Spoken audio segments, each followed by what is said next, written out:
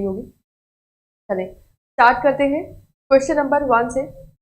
आपका जो क्वेश्चन है, in a half subtractor circuit with x and y as input the borrow m and difference n is equal to x minus 1 are given by. First question है आपका half subtractor से, इसका क्या answer होगा जल्दी से बताएं। सभी लोग जल्दी से लाइव आ जाइए एंड प्लीज इस क्वेश्चन का आंसर करें। क्वेश्चन नंबर फर्स्ट आपका हाफ सबट्रैक्टर से है, क्या आंसर होगा इसका। Half subtractor, right, just hold a second, एक minute.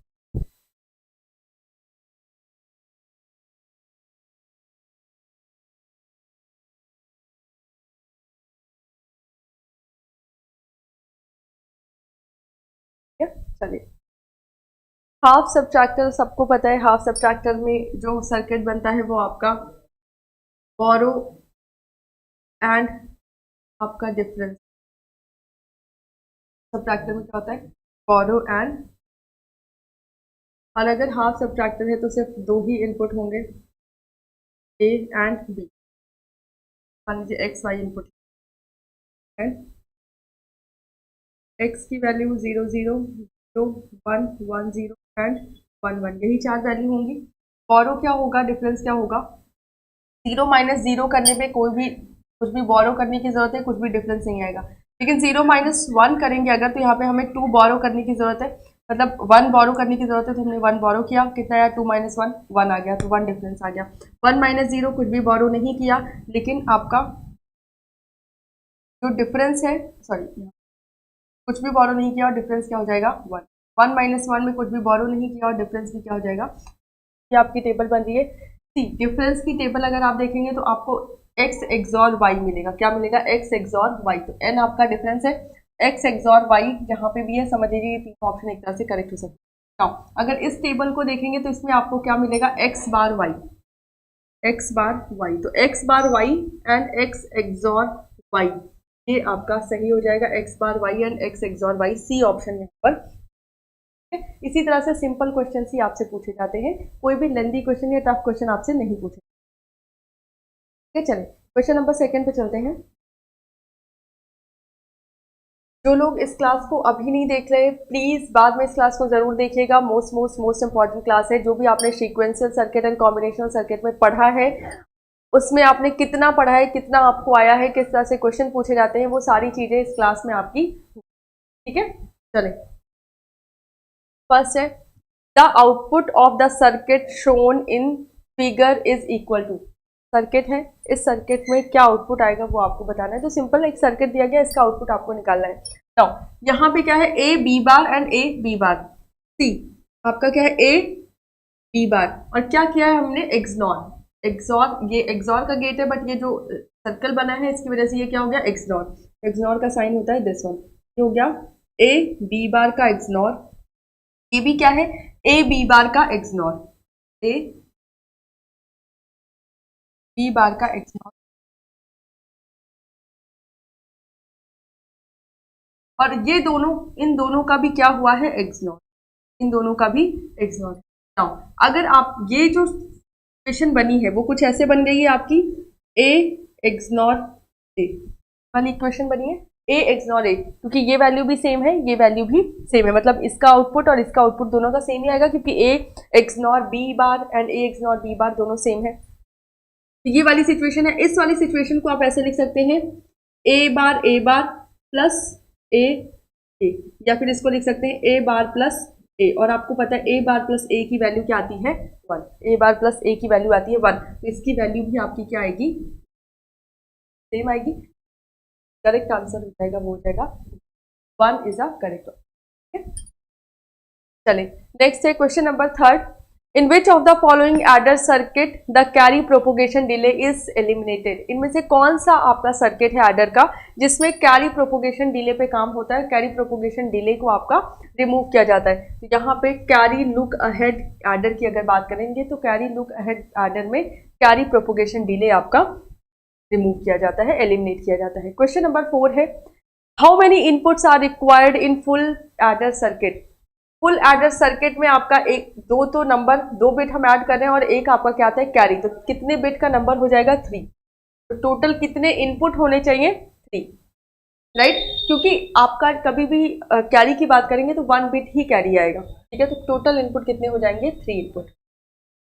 Next, a half adder is also known as, half adder को, अगर हाफ एडर को आप देखें, अभी हम थोड़ी देर पहले हमने हाफ सब्ट्रैक्टर किया है, तो हाफ एडर की इक्वेशन होती है, अगर आप सम की बात करें तो sum is equal to x XOR and carry की बात करें ये हो जाएगा एक्स वाई।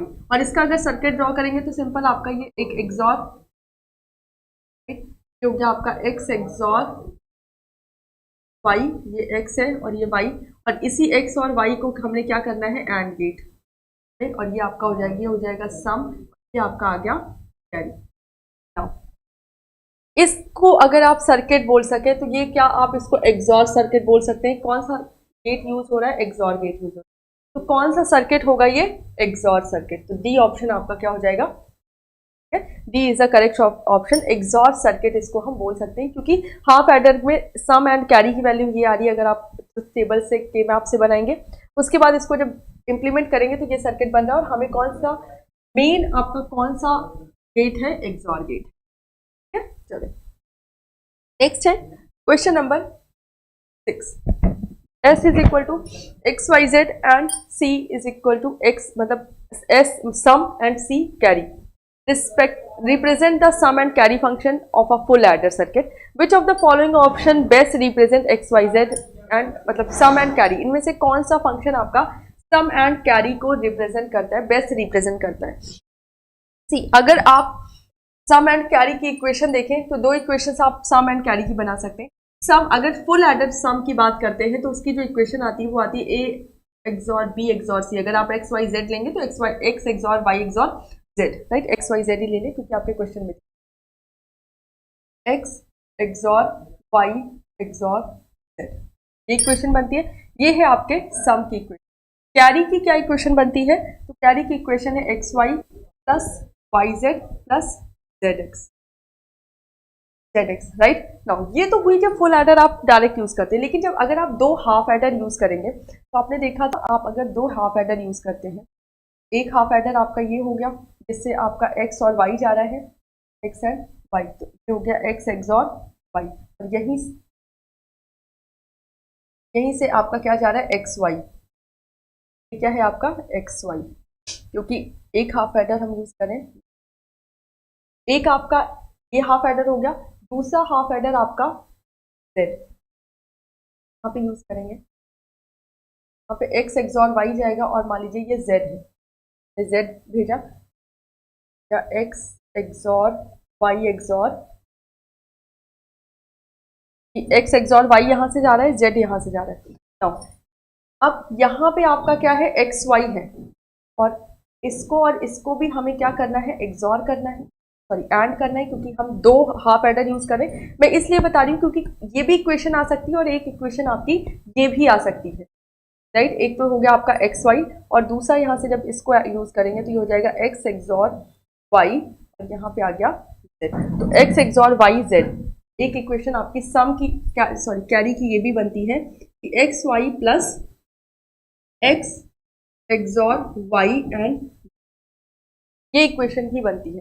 नाउ इसमें कौन सा, या तो ये इक्वेशन और ये इक्वेशन का कॉम्बिनेशन हो, या तो इसका और इसका कॉम्बिनेशन हो, आपका सही हो जाएगा, या फिर कुछ और भी अगर होगा तो हम देखते हैं। यहाँ पे x XOR y XOR z है, ये सही है, बट यहाँ पे देखें, अगर आप ध्यान से नहीं देखेंगे तो ये क्या है? y x एंड z, और हमारा क्या होना चाहिए? x y एंड z, मतलब यहाँ पे z होना चाहिए और यहाँ पे x और यहाँ पे y, तो ये ऑप्शन तो इस वजह से गलत हो गया। सेकेंड आपका क्या है? x XOR y XOR z, इसमें क्या है? एक्स वाई, बट ये जब वाई वाई जाएगा तो ये वाई बचेगा, तो ये हो जाएगा x y y and y z, right. हमें क्या चाहिए? X y y z and z x, right. इस वजह से ये ऑप्शन भी आपका गलत हो गया। नाउ नन ऑफ दीज, और इन दोनों में से कोई हो सकता है, मे बी पॉसिबल। ये अब यहाँ पे देखें तो ये वाला ऑप्शन तो दिख रहा है आपको, एक्स प्लस, हाँ यहाँ पे एक्स प्लस नहीं होना चाहिए, एक्स एक्सॉर होना चाहिए, राइट। अगर इस इक्वेशन में देखेंगे तो इस इक्वेशन में आपको यहाँ पे अगर प्लस है, सी यहाँ पे अगर एक्सॉर है, यहाँ पे प्लस गलती से लिखा है, ये एक्सॉर है, z x XOR y plus x y, ये आपका क्या है? Carry, this one. लेकिन ये वाली इक्वेशन आपकी क्या है? सेम नहीं दिख रही है, यहाँ पे एक्सनॉर है, यहाँ पे क्या है एक्सनॉर।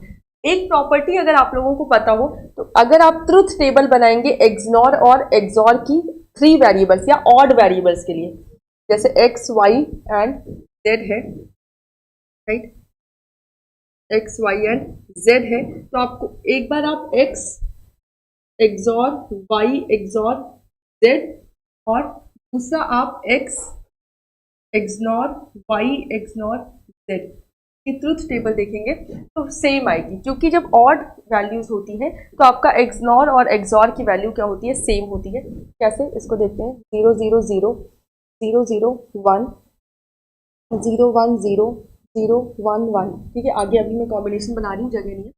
पहला अगर इसको आप देखेंगे तो ये हो गया 0 0 0 ही आएगा, फिर 0 आ गया तो 0 0 0 ही आएगा, तो यहाँ पे 0 ही आ गया। 0 0 1 आ गया, क्योंकि अगर इसके लिए बनाएंगे तो x और y का अगर इग्नोर करेंगे तो सेम वैल्यू तो 1 आएगा। 1 एंड 0 क्या आ गया आपका 0। इसी तरह से 0 0 इसके लिए करेंगे तो 0 0 सेम सेम है, 0 आएगा, और यहाँ पे 0 और 1 आएगा, तो 0 और 1 की वैल्यू क्या हो जाएगी 1। यहाँ पे इसके लिए करेंगे तो इसके लिए 1 आ गया, और 1 1 सेम वैल्यू पे 1 ही देता है, ये हो गया।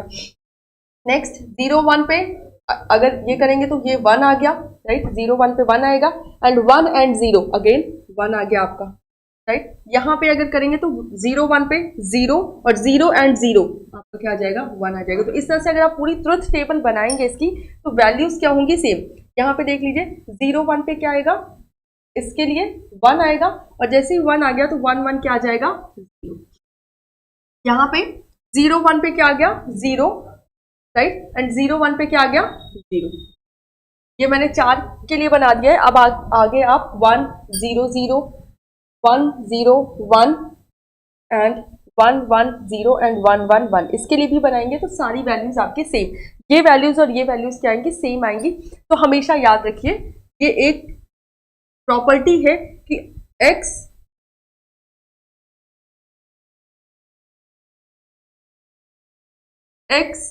XOR y XOR z is equal to x XNOR y XNOR z, या आप कह सकते हैं ऑड इनपुट के लिए दोनों क्या होते हैं सेम होते हैं। अगर ऑड इनपुट है तो एक्सॉर एक्सनॉर आपको क्या वैल्यू देंगे सेम वैल्यू देंगे, ठीक है।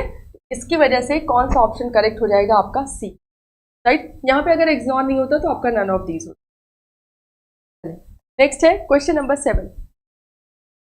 When 2n bit binary numbers are added, the sum will contain at most। जब 2 n bit binary number add हो रहे हैं, मतलब ये n है और ये n है, इनको ऐड करेंगे तो आपका जो सम होगा वो कितने बिट में आएगा। यहाँ पे 2n आ जाएगा, कितने बिट, एक बिट और एक्स्ट्रा आ गई तो n प्लस 1 बिट। कहने का मतलब अगर n बिट नंबर है, n बिट में n की वैल्यू अगर मैं 3 ले रही हूँ, n की वैल्यू 3 ले रही हूँ, तो पॉसिबल कॉम्बिनेशन कितने बन जाएंगे 2 की पावर 3, मतलब 8 कॉम्बिनेशन।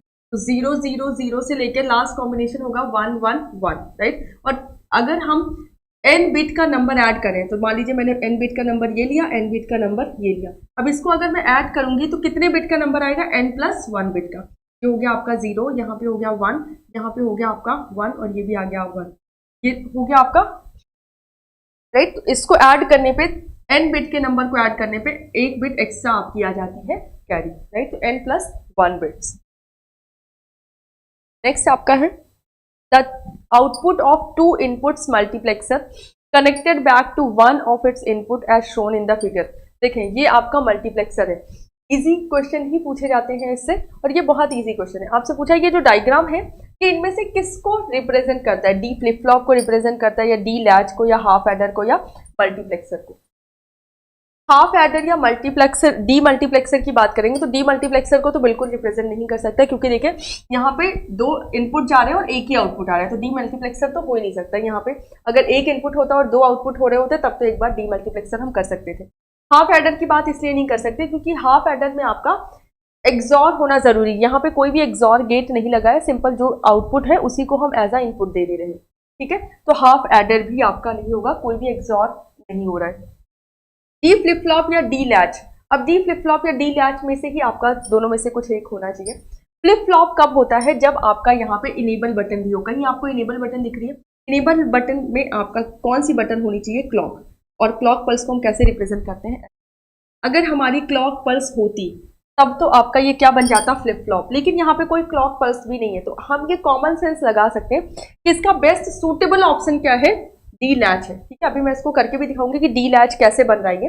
लेकिन अगर आप ऐसे देखें तो यहाँ पे कोई क्लॉक पल्स भी नहीं है, और क्लॉक पल्स नहीं है तो ये डी फ्लिप फ्लॉप भी नहीं हो सकता, तो डी लैच ही बेस्ट सूटेबल ऑप्शन है। अब कैसे? नहीं, डी फ्लिप फ्लॉप नहीं होगा, इसका आंसर डी लैच होगा। ठीक है, कैसे ये डी लैच होगा ये देखें। डी लैच की अगर आप ट्रुथ टेबल ड्रॉ करेंगे तो अगर इनेबल आपका जीरो है, अगर यहाँ पे तो इनेबल है नहीं, अगर डी की वैल्यू जीरो है तो ये जीरो ही हो जाता है, और अगर वन है तो वन, मतलब जो वैल्यू है वही वैल्यू ये आगे फॉरवर्ड करता है, राइट। जो वैल्यू है, अगर जीरो है, इनेबल जीरो है तो जो वैल्यू होगा उसी को होल्ड करेगा। अगर इनेबल वन है तो डी की वैल्यू जीरो है तो जीरो देगा, वन है तो वन देगा। यहाँ पे अगर आप देखेंगे तो ये एक और दो इनपुट जा रहे हैं, और ये क्या है? आपका सिग्नल। सिग्नल मान लीजिए एस की वैल्यू अगर जीरो है, एस की वैल्यू जीरो है, राइट, तो इसका मतलब ये वाला मल्टीप्लेक्सर ऑन हुआ और वैल्यू आउटपुट में क्या गया? जीरो। और यहाँ पे जब जीरो जाएगा तो आपको क्या मिल रहा है? आउटपुट जीरो ही मिल रहा है, राइट। अगर एस की वैल्यू वन है तो आपके पास क्या जाएगा? वन। आउटपुट में क्या गया? वन। अब यहाँ पे आ गया वन, तो आपको वापस फिर से क्या मिल रहा है? One, right. तो ये किस तरह से काम कर रहा है? डी लैच की तरह काम कर रहा है, ना कि डी फ्लिप फ्लॉप की तरह। फ्लिप फ्लॉप हमेशा क्लॉक सिग्नल्स पे काम करते हैं और एज ट्रिगर्ड क्लॉक सिग्नल्स पे काम करते हैं। ठीक है, लेवल ट्रिगर्ड पे भी काम कर सकते हैं, बट लेवल ट्रिगरिंग में रेस कंडीशन की प्रॉब्लम आती है, इस वजह से लेवल ट्रिगर हम अवॉइड करते हैं। क्लियर है? तो इसका जो करेक्ट ऑप्शन होगा वो डी लैच। मैंने दोनों तरह से बता दिया। अगर आप कॉमन सेंस लगाएंगे तो भी डी मल्टीप्लेक्सर हो नहीं सकता, क्योंकि आउटपुट एक है। हाफ एडर हो नहीं सकता, कोई एक्सॉर वाली कंडीशन नहीं आ रही है। डी फ्लिप फ्लॉप इसलिए नहीं हो सकता क्योंकि कोई क्लॉक सिग्नल नहीं दिख रहा है हमें यहाँ पे, राइट। और डी लैच क्यों हो सकता है वो भी मैंने आपको बता दिया। अगर एस की वैल्यू जीरो है तो आपका जीरो वाला सिग्नल जाएगा, और जीरो वाला सिग्नल जाएगा तो यही आपका क्या आ रहा है? वापस एज अ इनपुट, तो जीरो ही वापस आया। अगर एस की वैल्यू वन है तो वन जाएगा, और जब वन आ गया तो वन ही वापस आपका यहाँ पे आ गया। ये जो सिग्नल दे रहा है उसी को आउटपुट एज अ इनपुट जा रहा है, तो ये क्या बन जाएगा? आपका D latch. Next, how many two input multiplexers are required to construct a 2 to the power 10 input multiplexer. ये बोल रहे हैं कि अगर आपके पास 2 की पावर 10 इक्वल्स होता है 1024, राइट। अगर आपके पास 1024 इनपुट है तो ये जो मल्टीप्लेक्सर बनेगा वो क्या बनेगा? 1024 इंटू 1 का मल्टीप्लेक्सर बनेगा। 1024 इंटू 1 का मल्टीप्लेक्सर बनाने में कितने आपके 2 इंटू 1 के मल्टीप्लेक्सर लगेंगे? ये आपसे पूछ, 2 इंटू 1 के कितने मल्टीप्लेक्सर आप यूज करेंगे इस मल्टीप्लेक्सर को बनाने के लिए? तो आपको क्या करना है? सिंपल, अगर आपसे पूछा जाए कि 8 इंटू 1 का मल्टीप्लेक्सर बनाने के लिए कितने 2 इंटू 1 के मल्टीप्लेक्सर लगेंगे, तो आप क्या करेंगे? पहले 8 डिवाइडेड बाई 2, इसका मतलब 4, तो 4 तो ऐसे लगेंगे, है ना, 4 मल्टीप्लेक्सर लगेंगे जो कि आपके मतलब 2 इंटू 1 के 4 मल्टीप्लेक्सर यहाँ पे लगे। अब ये 4 है, इस 4 को भी आप फर्दर डिवाइड कर सकते हैं, तो 2 मतलब 4 एक इस लाइन में रहेंगे, 4 इस तरह से रहेंगे, और 2 आगे आपके इस तरह से रहेंगे। नेक्स्ट अभी भी 2 है तो 2 है तो 2 इंटू 2 1, एक इस तरह से, टोटल कितने हो गए? 7। तो इस 8 को इम्प्लीमेंट करने के लिए 7 2 इंटू 1 के मल्टीप्लेक्सर्स लगेंगे। उसी तरह से इसको भी हमें करना है। सिंपली क्या करना है इसमें? अगर 1024 है तो 2 से डिवाइड करिए, 1024 डिवाइडेड बाय 2 क्या आ जाएगा? 512। अब इस 512 को, क्योंकि 512 ये 512 आ गया, तो 512 इंटू 512 के दो, सॉरी वहां पे 2 का नहीं था, वहां पे जैसे 4 इंटू 1 का एक लगा, 4 इंटू 1 का एक लगा, राइट। अब इसको भी हम, क्योंकि अब यहाँ पे क्या है, 512 के दो लगा सकते हैं हम, 512 और 512 के दो लगा सकते हैं। इन 512 को भी हमें क्या करना है? ब्रेक करना है 2 2 में, राइट। कैसे 2 में ब्रेक करेंगे? इसको करेंगे तो ये 256 आ गया, तो इस 512 को हम ब्रेक कर सकते हैं 256 में। तो अब 4 हो गए, 256 के 4 हो गए, राइट। नेक्स्ट फिर से हम 256 को अगर 2 से डिवाइड करेंगे, क्योंकि अभी हमें 2 वाले नहीं मिले हैं, अभी सिर्फ हमें 1024 को इम्प्लीमेंट करना है, तो 512 आपके कौन से लगेंगे? 2 वाले, ठीक है, सॉरी 512 के 2 मल्टीप्लेक्सर यूज होंगे। यहाँ पे 256 की बात करेंगे तो इसको अगर हम डिवाइड करेंगे तो ये हो जाएगा 128। फिर से 128 को करेंगे तो ये हो जाएगा 128 divided by 64, then 64 divided by 2 is equal to 32, 32 divided by 2 equals 3। Next आपका हो जाएगा 16 divided by 2 is equal to 8 and 8 divided by 2 equals 4 and 4 divided by 2 equals 2 and 2 divided by 2 equals 1। और आपको क्या करना है, इन सबको ऐड कर देना है तो आपकी वैल्यू आ जाएगी टोटल कितने मल्टीप्लेक्सर यूज होंगे। देखें 1024, अगर आप ऐसे देखें तो 1024 को अगर 2 से डिवाइड करेंगे तो 512 के 2 मल्टीप्लेक्सर लगा देंगे तो भी आप 1024 बना सकते हैं, राइट। इन दोनों को लगा के आपने और गेट से ऐड कर दिया तो आपका एक मल्टीप्लेक्सर बन सकता है। लेकिन हमें कितना चाहिए, सबसे छोटा वाला चाहिए, 2 इंटू 2 का चाहिए। तो हम क्या करेंगे, अब फिर से इसको जब फर्दर ब्रेक करेंगे तो 256 में ब्रेक कर सकते हैं, फिर इसको हम 256 को 128 में ब्रेक कर सकते हैं। जब इस तरह से ब्रेक करते चले जाएंगे तब आपको समझ में आएगा कि 2 के मतलब 2 इंटू 1 के मल्टीप्लेक्सर कितने लगेंगे, 512 plus 256 plus 128 plus 64 plus 32 plus 16, 8 4 2 1। इन सबको जब प्लस करेंगे तो आपका क्या आ जाएगा, 102 जाएगा 1023। तो टोटल जो मल्टीप्लेक्सर लगेंगे वो कितने हो जाएंगे, 1023। इस तरह से कोई भी पूछ ले आपसे कि कितने मल्टीप्लेक्सर लगेंगे किसी भी सर्किट को बनाने में, तो आप बहुत आसानी से बता सकते हैं, ठीक है। कितने लगेंगे, 1023। इन्होंने पूछा 2 इंटू 1 के कितने लगेंगे, 2 इंटू 1 के 1023 लगेंगे। इन्होंने पूछा होता 512 के कितने लगेंगे, तो 512 के कितने लगेंगे, 2 लगेंगे, ठीक है। क्योंकि अगर आप 1024 को 512 से डिवाइड करेंगे तो कितना आ जाएगा, 512 के कितने लगेंगे, 2। अगर आपसे पूछा जाए 256 के कितने लगेंगे तो 4, राइट। इस तरह से आप कर सकते हैं। नेक्स्ट है question number 10, which one of the following is the function of a multiplexer. Multiplexer का फंक्शन कौन सा है इनमें से, तो पहला है to select, to decode information. Multiplexer आपका इन्फॉर्मेशन को डिकोड नहीं करता, वो काम है आपके डिकोडर का, right. Next, to select one out of n input data sources and to transmit it to single channel. बिल्कुल, अगर n इनपुट है तो n में से एक इनपुट को सिलेक्ट करता है और आगे ट्रांसमिट करता है, यही ऑप्शन करेक्ट हो जाएगा। To transmit data on n lines, तो transmit data on n lines काम किसका है, डी मल्टीप्लेक्सर का है, ना कि मल्टीप्लेक्सर का है। To perform serial to parallel conversion, serial से पैरेलल कन्वर्जन का काम कौन करता है, आपका डी मल्टीप्लेक्सर करता है, राइट। क्योंकि एक इनपुट दिया आपने और आउटपुट कितने मिल रहे हैं, पैरेलल मिल रहे हैं, मल्टीपल आउटपुट मिल रहे हैं, तो ये काम भी आपका डी मल्टीप्लेक्सर का है, ना कि, राइट। तो मल्टीप्लेक्सर आपका क्या करता है कि अगर n इनपुट आपने दिए हैं तो उसमें से एक आउटपुट को आगे वो ट्रांसमिट, क्लियर है। नेक्स्ट है the digital multiplexer is basically a combinational logic circuit to perform the operation. इसमें से कौन सा आपको बताना है कि डिजिटल मल्टीप्लेक्सर है, is basically a combination logic circuit to perform a operation. अगर आप कोई मल्टीप्लेक्सर बना रहे हैं तो मल्टीप्लेक्सर आप किसकी किसकी हेल्प से बना सकते हैं, सिर्फ एंड गेट का यूज होगा, और का यूज होगा, एंड और का यूज होगा, या और एंड का यूज होगा। अगर आप मल्टीप्लेक्सर बनाएं सिर्फ 2 इनपुट का, 2 इनपुट है, चलिए एक सिलेक्शन लाइन है और ये आपका क्या है, आउटपुट, ये एस है आपका, और इनपुट ये क्या है आपका।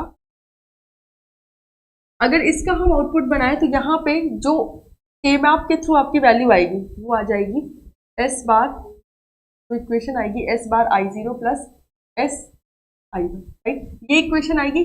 अब इस इक्वेशन की अगर हम बात करें तो इस इक्वेशन को इम्प्लीमेंट करने के लिए कौन कौन सा गेट चाहिए आपको, एक गेट तो चाहिए आपको एंड, राइट, एस, और एस को हमें क्या करना है, नेगेट भी करना है। तो एक बार ये एस है और ये आपका क्या है, I0, यहाँ पे क्या है I1, और एस को हमने क्या किया है, कर दिया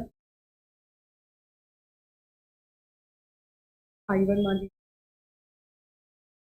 एस बार हमें यहाँ पे क्या करना है, और गेट से, ठीक, सी में कौन कौन से गेट आपके यूज में है, एंड और गेट, ठीक है। बहुत आसान क्वेश्चन पूछे गए और ये सारे क्वेश्चन आपके पूछे जा चुके हैं, ऐसा नहीं कोई मॉडल टेस्ट पेपर है, ये सारे क्वेश्चन प्रीवियस ईयर पूछे जा चुके हैं। तो आप सोचिए जब आपके बड़े बड़े एग्जाम नीलेट, इसरो, इस तरह के एग्जाम ऐसे क्वेश्चन पूछ रहा है, और वो भी ECE जो इलेक्ट्रॉनिक्स का पेपर होता है उसमें भी इस तरह क्वेश्चन। हाँ, अगर आप कुछ क्वेश्चन देखेंगे तो बहुत ज्यादा टफ है, वो मैंने बिल्कुल नहीं लिए क्योंकि CS को वो सारे क्वेश्चन की जरूरत ही नहीं है। Now and SR latch is, SR latch क्या है? कॉम्बिनेशनल सर्किट है, सिंक्रोनस सीक्वेंशियल सर्किट है, या 1 बिट मेमोरी एलिमेंट है, या 1 clock delay element. Combinational circuit तो SR लैच आपका हो ही नहीं सकता। कॉम्बिनेशनल सर्किट में कोई भी चीज हम स्टोर करके नहीं रखते, और जब भी लैच की बात करते हैं तो लॉजिक गेट्स को ऐसे अरेंज किया जाता है कि आपकी जो वैल्यू है वो लूप में चले और आपको लगे कि आपने डेटा को स्टोर किया है, राइट। तो यहाँ पे जैसे ही हम लैच की बात करते हैं तो हम तुरंत स्टोरेज की बात करने लगते हैं।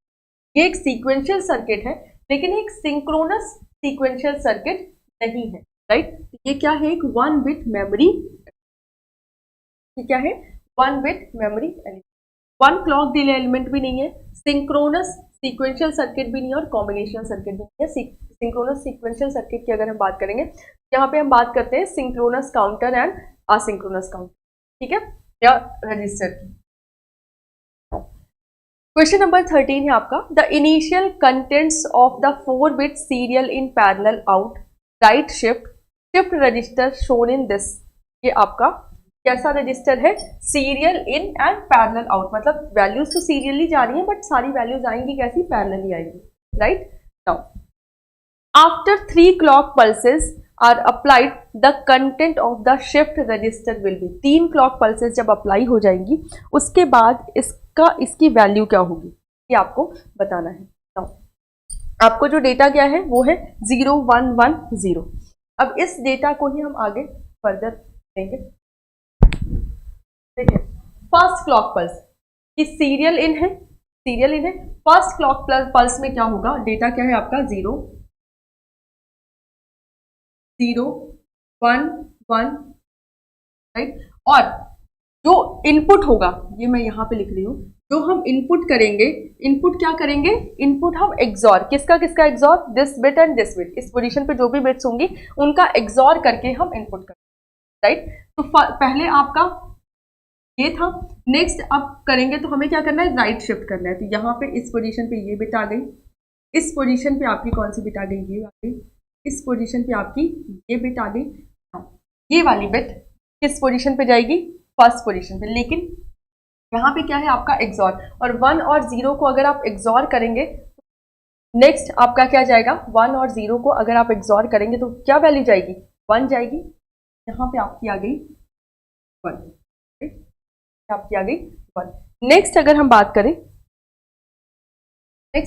करें तो अब क्या होगा? फिर से ये बिट आपकी यहाँ पे गई, ये आपकी हुई फर्स्ट क्लॉक पल्स, फर्स्ट, और एक्सॉर करने पे वैल्यू क्या आई थी? 1। अब इसको और इसको 1 और 1 को एक्सॉर करेंगे तो वैल्यू क्या आएगी? 0। यहाँ पे यही वैल्यू ये वाली क्या आपकी इस पोजीशन पे, इस अब फर्स्ट पोजीशन पे कौन सी वैल्यू जाएगी? इस और इस बिट को हमें क्या करना है? एक्सॉर, और 1 और 1 को एक्सॉर करते हैं तो क्या वैल्यू आ जाती है? तो सेकेंड क्लॉक पल्स की अगर बात करें, तो 0 1 0 1। नाउ अब थर्ड क्लॉक पल्स की बात करेंगे तो यहाँ पे क्या है? 0 1। तो 0 1 से वैल्यू क्या आएगी? अगर थर्ड क्लॉक पल्स की बात करेंगे, ये आपका 0 यहाँ पे गया, ये 1 यहाँ पे गया, ये 0 यहाँ गया, और यहाँ पे क्या आएगा? एक्सॉर, इस 0 1 का एक्सॉर, ये आ गया। फोर्थ क्लॉक पल्स की अगर हम बात करेंगे, 1 0 की वैल्यू क्या हो गई? 1। ये 1 आपका यहाँ पे, 0 आपका यहाँ पे, और यहाँ पे क्या आ जाएगा? राइट, इस तरह से ये चलेगा। Good morning Sandeep ji. चले तो इस क्वेश्चन का आंसर करिए, क्वेश्चन नंबर 13। तब आप बताएं पूछा क्या गया है आपसे? After 3 clock pulses are applied, 3 clock pulse जब अप्लाइड हो जाती हैं उसके बाद वैल्यू क्या होगी? तो उसके बाद वैल्यू आपकी क्या हो रही है? 1 0 1 0। सी ऑप्शन आपका क्या हो जाएगा? क्लियर है? सी ऑप्शन यहाँ पर आपका करेक्ट होगा। नेक्स्ट क्वेश्चन नंबर 14 है, consider a combination of T and D flip flop. यहाँ पे T and D flip flop आपको दिए हैं और आपको बताना है, और आपको प्रॉपर्टी पता होनी चाहिए कि टी फ्लिप फ्लॉप की इक्वेशन क्या होती है और डी फ्लिप फ्लॉप की इक्वेशन क्या होती टी फ्लिप फ्लॉप अगर 0 वैल्यू है तो वही वैल्यू होल्ड करता है, और जैसे ही वैल्यू 1 हो जाती है वो वैल्यू को टॉगल कर देता है, 1 का 0, 0 का 1। तो एक तरह से आप एक्सॉर, है ना, अगर 0 है तो सेम टू सेम, अगर जैसे ही 1 आएगी तो उसको वो टॉगल कर देगा। तो एक तरह से टी को हम आउटपुट के साथ एक्सॉर करते हैं। क्लियर है? चले, तो यहाँ पे consider a combination of T and D flip flop connected as shown below. The output of D flip flop is connected to the input of T flip flop. जो भी आउटपुट आएगा डी फ्लिप फ्लॉप का वो connected है आपके T flip flop से, and the output of the T flip flop is connected to the input of the, और इसका जो आउटपुट आएगा वो यहाँ पे जाएगा, राइट। आपको क्या बताना है, initially both Q0 and Q1 are set, मतलब यहाँ पे इसकी वैल्यू भी 1 है और इसकी वैल्यू भी 1 है। इनिशियली दोनों की वैल्यू क्या है, 1 है।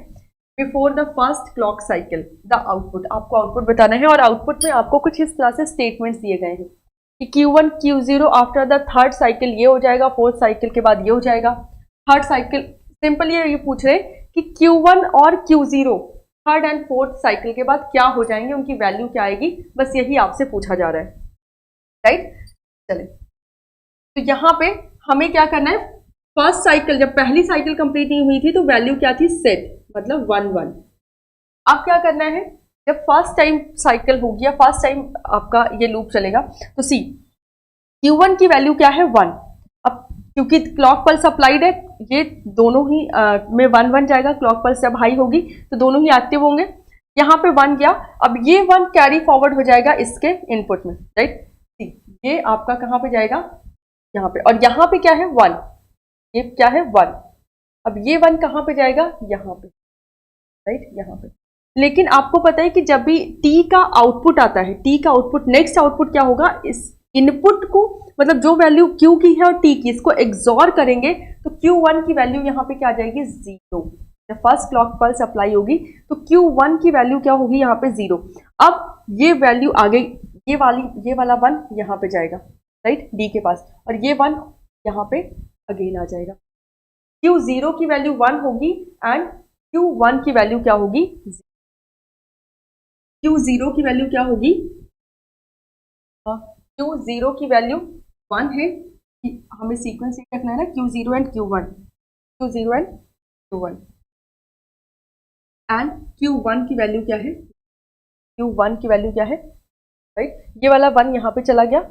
अब फिर से इसको इरेज कर दीजिए, ऐसा पेन लेते हैं जो दोनों में काम करेगा, वाइट पेन,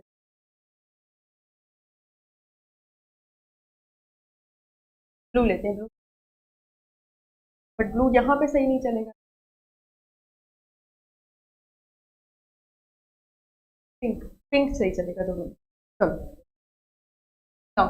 अब आपके पास जो फर्स्ट क्लॉक पल्स के बाद जो वैल्यू आई है वो है 0 एंड 1, ये है आपका फर्स्ट क्लॉक पल्स। हमें थर्ड तक जाना है, फर्स्ट क्लॉक पल्स पे आपकी वैल्यू आ गई 0 एंड 1, मतलब Q1 की वैल्यू क्या है, 0, एंड Q0 की वैल्यू है 1।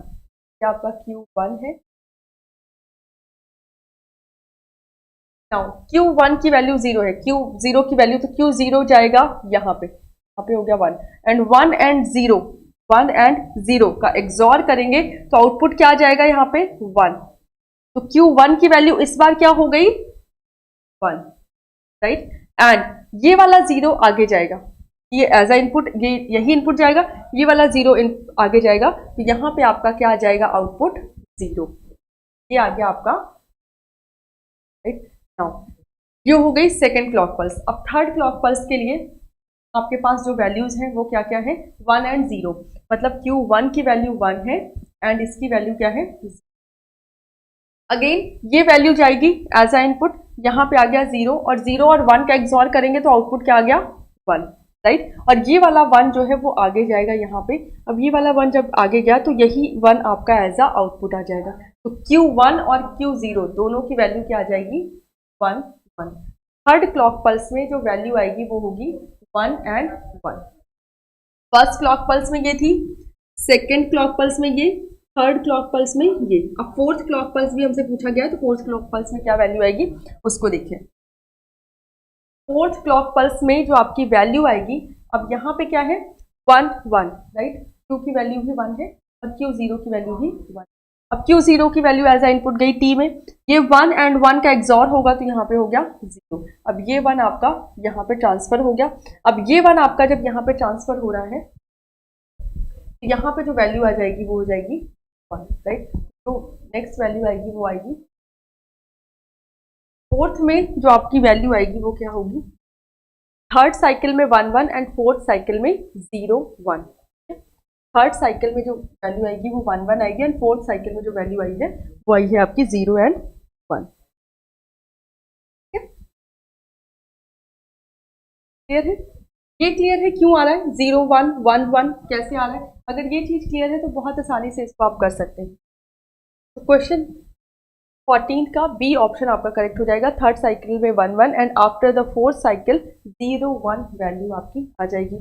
सिंपल सर्किट था। अगर आपको टी और डी के बारे में पता है, टी में क्या करते हैं हम, जो भी टी है, टी की वैल्यू है उसको हम क्यू के साथ एक्सॉर करते हैं तो आपका क्या आता है क्यू एन प्लस 1। ये क्यू एन है, क्यू एन के साथ अगर टी की वैल्यू को हम एक्सॉर कर देंगे तो आपका क्या आ जाएगा Q n plus 1, right.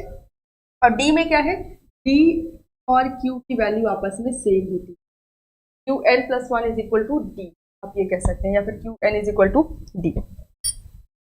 Next question number 15 है आपका। बस 2 क्वेश्चन और बचे हैं, 2 ही, इसमें बहुत ज्यादा क्वेश्चन नहीं पूछे गए थे, इस वजह से मेरे पास ऑप्शन नहीं थे और भी क्वेश्चन लाने के। टोटल 16 क्वेश्चन यहाँ पर मैंने रखे हैं।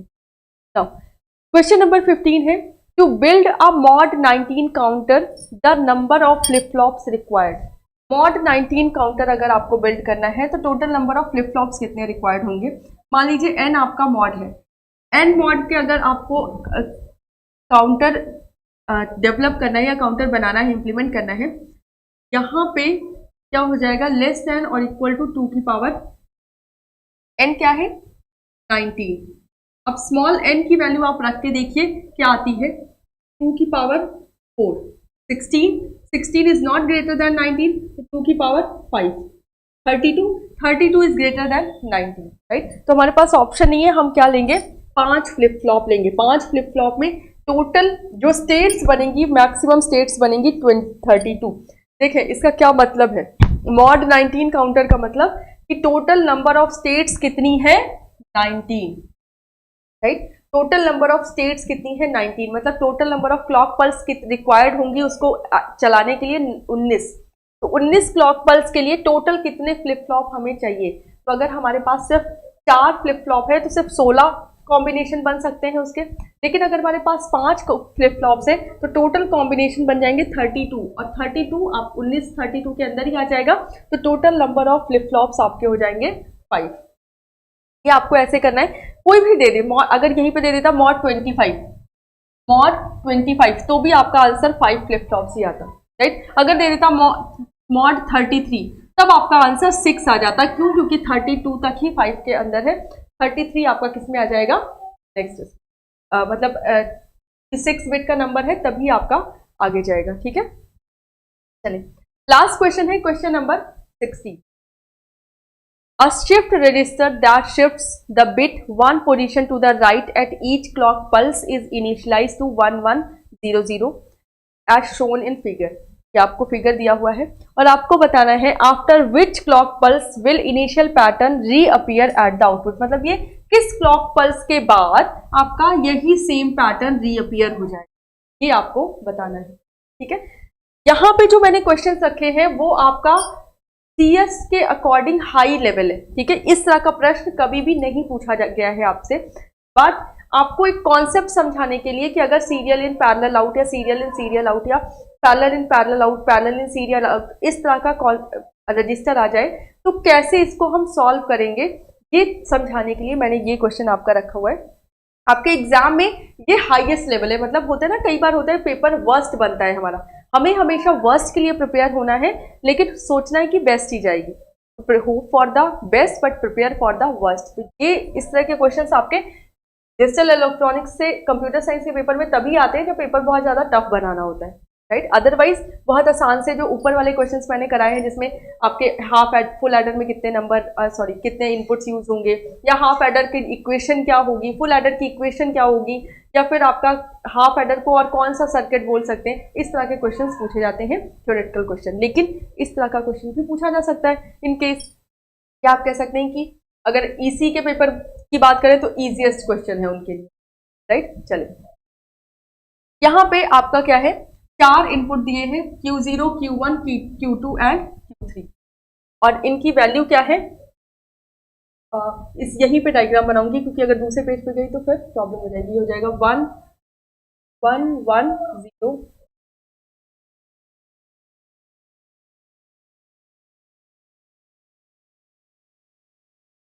बस इतना आपको क्वेश्चन दिख रहा है, बाकी यहाँ पे हम करते हैं। ठीक, ये हो गया आपका 1 1 0, राइट। नाउ हमें क्लॉक पल्स अप्लाई करनी है। दूसरा, हमें Q1 XOR Q2 XOR Q3 करके भी आगे इनपुट देना है। Q1 XOR Q2 XOR Q3, ये एज अ आउटपुट देना है, ये एज अ क्या देना है हमें, आउटपुट। अगर इस सर्किट में देखें तो यहाँ पे सबसे पहले, क्योंकि क्या है हमारा सीरियल इन पैरेलल आउटपुट, जो वैल्यूज आएंगी वो सारी हमारी पैरेलल ही आएंगी, ठीक है। तो पहले हम सीरियल इन करें और क्या करना है, हमें shift 1 position right side, 1 position right side से शिफ्ट करना है। वो क्वेश्चन में दिया होगा कि आपको लेफ्ट साइड शिफ्ट करना है या राइट साइड, हमें राइट साइड शिफ्ट करना है। अब एक एक पोजीशन राइट साइड शिफ्ट करेंगे तो यहाँ पे आ गया आपका 1, राइट। इस पोजीशन पे आ गया आपका 1, इस पोजीशन पे आ गया आपका 0, इस पोजीशन पे क्या आएगा, इस पोजीशन पे आपका आएगा Q1 XOR Q2 XOR Q3, और स्टार्टिंग में Q1 Q2 Q3 की वैल्यू क्या है आपकी 1 0, राइट। यहाँ पे दिया हुआ है 1 1 1 0 0 Q0 Q1 Q2 1 Q2 Q3 की वैल्यू है 1 0 0। तो अगर इसको एक्सॉर करेंगे 1 0 की वैल्यू क्या आएगी 1, और फिर 1 0 1, यहाँ पे क्या आ गया आपका 1। फर्स्ट क्लॉक पल्स में आपकी वैल्यू आ गई this one. Second clock pulse में क्या आएगा, ये वाला 1 यहाँ पे आ गया, ये वाला 1 यहाँ पे आ गया, ये वाला 1 यहाँ पे आ गया। नाउ यहाँ पे वैल्यू क्या आएगी आपकी, अगेन इसका एक्सॉर करेंगे, राइट। ये वैल्यूज है, इनका एक्सॉर करेंगे तो 1 1 का क्या हो गया 0, और 0 0 का क्या हो जाएगा, अगेन 0 ही हो जाएगा। तो यहाँ पे वैल्यू आ गई आपकी, ये 0 आपकी यहाँ पे आ गई, ये 1 यहाँ पे आ गया, अगेन ये 1 यहाँ पे आ गया। नाउ इस पोजीशन पे, फर्स्ट पोजीशन पे क्या आना चाहिए, इन तीनों का एक्सॉर। तो 1 1 का एक्सॉर क्या होता है 0, एंड 0 एंड 1 का एक्सॉर हो जाएगा 1, ये आ गया। अगेन जब हम करेंगे तो ये हो गया 1, ये हो गया 0, यहाँ पे आ गया 1। नाउ इस पोजीशन पे क्या आएगा 0 1 1 का एक्सॉर, तो 0 1 1 एंड 1 1 0, तो इस पोजीशन पे आ गया आपका 1 2 3 4 क्लॉक पल्स हो गई। इधर से कर लूँ क्योंकि ज़्यादा शिफ्ट हो जा रहा है, वो हो जाएगा 1 देन सॉरी, अब ये वाला 0 यहाँ पे जाएगा, यहाँ से लिख दे रही हूँ, ठीक है। ये 0 यहाँ पे गया, ये वाला 1 आपका यहाँ पे आया, ये वाला 0 आपका यहाँ पे आया। अब इस पोजीशन पे आपका क्या आना चाहिए, पोजीशन पे इसका एक्सॉर करेंगे, 1 0 का एक्सॉर क्या होता है 1 1 एंड 1 क्या हो जाएगा 0, हो गया 0 0 1 1। अगेन ये हो जाएगा आपका कितनी क्लॉक प्लस हुई 1 2 4 5, अभी हम यहाँ पे नहीं पहुंचे। नेक्स्ट इसको हम करेंगे, ये 0 आपका आ गया इस पोजीशन पे, ये वाला 0 इस पोजीशन पे, ये 1 इस पोजीशन पे। अब यहाँ पे क्या आएगा 0 1 1 1 एंड 0 अगेन 1, तो यहाँ पे आ गया आपका 1। अब फिर से ये आपका इस पोजीशन पे दिस 1, और ये आपका इस पोजीशन पे, तो 1 सॉरी और ये 0 1 0 0। अब इस पोजीशन पे क्या आएगा 0 0 क्या होता है 0, एंड 0 1 1 1 1 0 0, सेम नंबर आ गया आपका। कितनी क्लॉक पल्स लगी 1 2 3 4 5 6 एंड 7, तो टोटल 7 क्लॉक पल्स में हमको वही नंबर मिल गया जहां से हम चले थे, ठीक है। जिस नंबर से हम चले थे उसी नंबर पे हम वापस आ गए, किस क्लॉक पल्स में 7th क्लॉक पल्स में, राइट। और एक चीज और, ये जो Q1 XOR Q2 XOR Q3 मैंने किया है वो कहाँ पे, जैसे इसकी वैल्यू 1 एक्सॉर 1 का क्या होगा 0, फिर 0 एक्सॉर 0 0, तो ये 0, राइट। तो ये 0 हम कहाँ पे लिखेंगे, नेक्स्ट पोजीशन पे। ये चीज आपको समझ में आनी चाहिए कि मतलब हम कैसे, जैसे यहाँ पे है तो ये 1 0 का क्या था 1, एंड 1 1 का 1 0 का क्या था 1, इसलिए यहाँ पे क्या लिखा 1, फिर इसको एक्सॉर करेंगे तो नेक्स्ट पोजीशन के लिए आएगा, इन तीनों को एक्सॉर करेंगे तो नेक्स्ट पोजीशन के लिए आएगा, इन तीनों को एक्सॉर करेंगे तो ये जो फर्स्ट बिट है, फर्स्ट बिट में देखिए आउटपुट क्या जा रहा है, इसका इन दोनों का एक्सॉर किया, फिर इसके एक्सॉर के साथ इसका एक्सॉर कर दिया, तो ये हम फर्स्ट बिट में भेज रहे हैं, राइट। और उसके बाद जैसे ये नंबर आएगा ये पूरा आपका पैरेलली आउट हो जाएगा। क्लियर है। तो 7 क्लॉक पल्सेस के बाद आपको वही सेम नंबर मिल जाएगा जहां से हम चले थे। क्लियर है। तो ये आपका आज का लास्ट क्वेश्चन था। इसी तरह के क्वेश्चंस पूछे जा सकते हैं। मैंने आपको easiest to moderate level, high level सारा बता दिया है। अगर इतना आपने कर लिया, 3 प्रैक्टिस सेट मैंने आपको करवाए हैं, तीनों प्रैक्टिस सेट अगर आपने कर लिए तो डिजिटल इलेक्ट्रॉनिक्स या डिजिटल लॉजिक डिजाइन से एक भी क्वेश्चन बाहर नहीं जाएगा। एलटी ग्रेड का पेपर उठा के देखे, प्रीवियस ईयर पूछा क्या गया है कि ग्रे कोड क्या है, एक सर्किट दे दिया है छोटा सा, उसकी वैल्यू क्या होगी। इसी तरह से बहुत छोटे छोटे क्वेश्चंस पूछे गए हैं आपसे, राइट। और ये आपके मैंने easy to moderate level, high level सब करवा दिया। तो इतना पढ़ लीजिए, इनफ है। बाकी मेरे पीडीएफ नोट्स होंगे, मेरे असाइनमेंट्स होंगे, अगर उनको सॉल्व कर लिया तो कोई भी एग्जाम, इवन गेट का एग्जाम भी आप देंगे तो भी आपको बहुत आसान लगेगा, क्योंकि आपके कॉन्सेप्ट्स क्लियर होंगे। ठीक है। तो आज के लिए बस इतना ही रखते हैं। पेड क्लास मैंने बोला था मैं आज लॉन्च करूंगी, बट मेरी तबीयत अभी थोड़ी सही नहीं है, इस वजह से उसके लिए मैं इतना ज़्यादा प्रिपेयर नहीं कर पाई हूँ। बट बहुत जल्दी 1 या 2 दिन में ही आपकी पेड क्लास लॉन्च हो जाएगी। ठीक है। उसके लिए आप टेंशन नहीं लें। पैसे आपको देने हैं, मैं यहाँ पे फ्री में पढ़ा रही हूँ, तो जितना ज़्यादा फ्री में कंटेंट मिल रहा है उतना ले लो, है ना। बाकी पैसे देके तो हम पढ़ेंगे। चलिए, तो आज के लिए बस इतना ही। Have a good day. Next class में अब हम जो स्टार्ट करेंगे वो होगा डिस्क्रीट मैथमेटिक्स, और अगले 2-3 दिन आपके सिर्फ प्रमोशनल क्लासेस ही होंगी, कि पहले हम डिस्कस करेंगे कि सिलेबस क्या है एग्जैक्टली, राइट। अभी तक हमने ये डिस्कस नहीं किया है कि किस सिलेबस से हम पढ़ रहे हैं, कि एलटी ग्रेड का सिलेबस है, केवीएस का, एनयूएस, टीजीएस भी, तो मैं आपको कंपैरिजन करके भी बता दूंगी कि किसके सिलेबस में क्या क्या चीजें हैं और कितनी चीजें हर सिलेबस में सेम है, कहाँ से कितना पढ़ना है, ये सारी चीजें हम कल की क्लास में डिस्कस करेंगे, और कल ही आपका पेड बैच भी मैं लॉन्च कर दूँ। ठीक है। चलिए, तो आज के लिए बस इतना ही रखते हैं। Have a good day.